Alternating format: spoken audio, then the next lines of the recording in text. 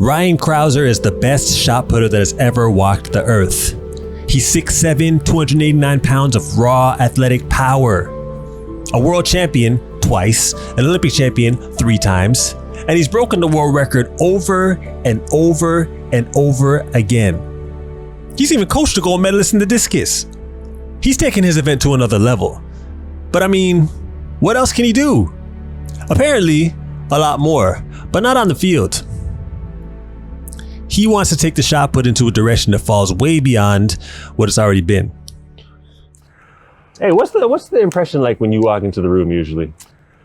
Oh, yeah, a lot of people stare. This morning, I had a guy ask me, hey, what position are you in American football? And I was like, man, I was a QB, and I was. QB and free safety. Free safety, so you were quick. Yeah, I was one of the fastest guys on the team. I was the anchor on the 4x1. 2016, I had like an open tryout with the Indianapolis Colts, but it all pivoted on how Olympic trials and Olympics went. And so, yeah, if I didn't make the team in 2016, I was going to go to Indianapolis to try out. And so I was doing some football drills, some DN drills, working with some of the football coaches a little bit. And it was really funny because so I was super like natural at rushing from like a defensive right, like because I'm used to turning left. My footwork, shoulder, everything was like so natural going left, but I was so unnatural going right. I've turned left hundreds of thousands of times. They want me to be a pulling guard or tackle and get me in the open field, but I would love to play D. Like I feel like I would fit in at like a 5 technique DN, playing the outside edge because I'm really quick, first few steps, and I got long arms. The comparison of athleticism and strength of track and field athletes to American football players is a conversation that comes up constantly.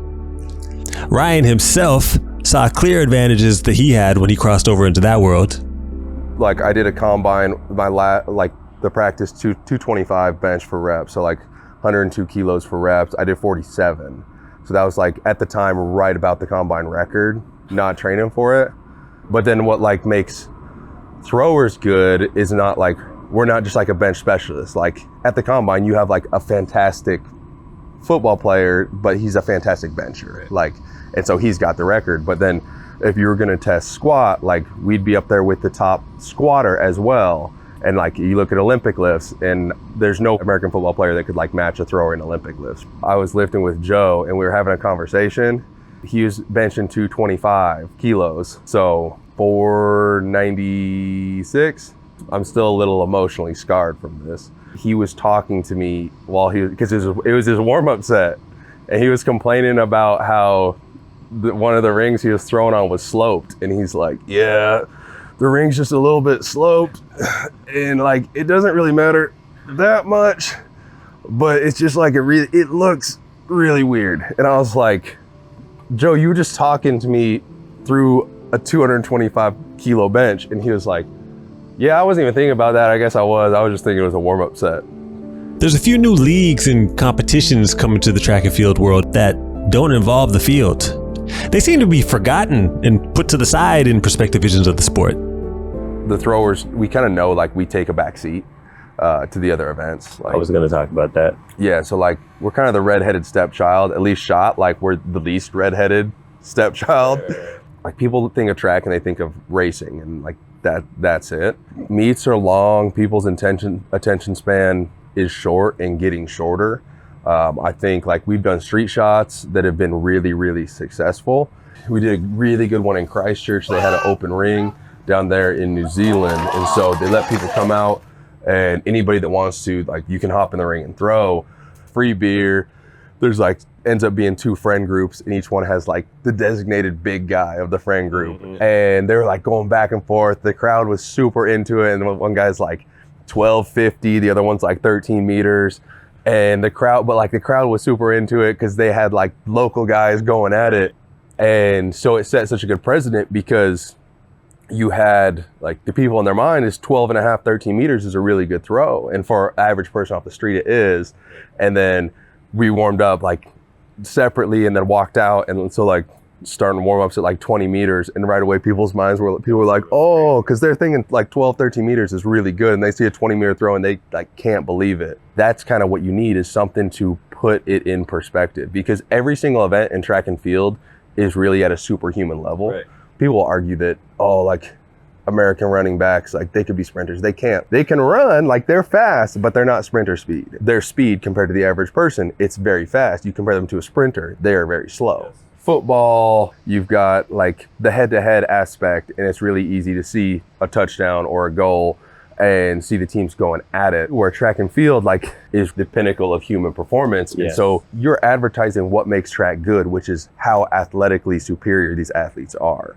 Because there are different aspects to the athletic endeavors, like you can draw from multiple sports that have relatively massive following. Take the long jump and put it in front of an NBA game. You're gonna have 30, 40,000 people coming into the stadium. You have a long jump pit set up and they're like, dang, these guys are jumping way farther than what we're seeing at this NBA game. For the throwing events, like strongmen and like gym culture has absolutely blown up in the last 10 years. They had the Arnold, which is the big strongman competition. They had 100,000 people come through the Arnold this year. The biggest thing is looking at like market penetration and how much are we likely to pull off of that. If we can take shot and we put a shot comp at the Arnold, now you're exposing the event to 100,000 people, you're getting a much higher return on investment. Is figuring out like, where is this event like gonna be successful and where are we gonna draw from a crowd that already has some interest in something relating to track and field. The value in the throws is the size of the athletes, the posturing, the roaring, and just seeing that shot launch. I've always questioned the value in all this preempted world record talk in track and field. A guy like Ryan is dominant. He's won all the championships, but he's constantly expected to break the world record. And that's a feat that's possibilities are few and far between. We had a meet in Paris and they put out a world record line. And that was like the line that they had out there on the field.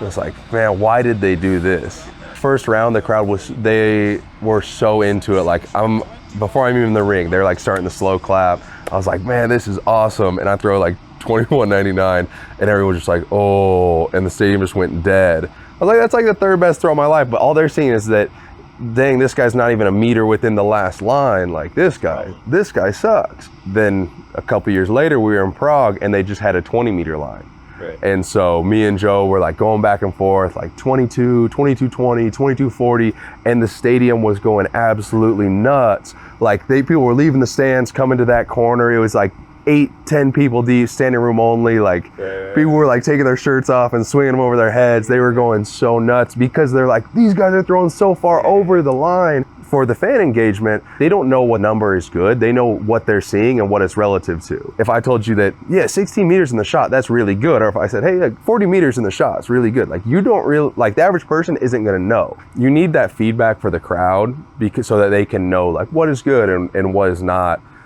Because like you inherently don't know. It's all about understanding and giving the crowd something to cheer for so that they know like when it's good and bad. It's something that I have in the works. It's not going to be an official shot comp and the classic like 6 throws, but it'll be based totally on easy to follow, instant feedback for the crowd. And I think overall the athletes will like it. Steen lets it fly, stays in the ring, and it's good. Steen is moving on. For whatever reason, 100 years ago, we got stuck on 3 attempts and then 3 more attempts. Like, why are we constantly stuck on that? It's been the same for 100 years, and there's no specific reason.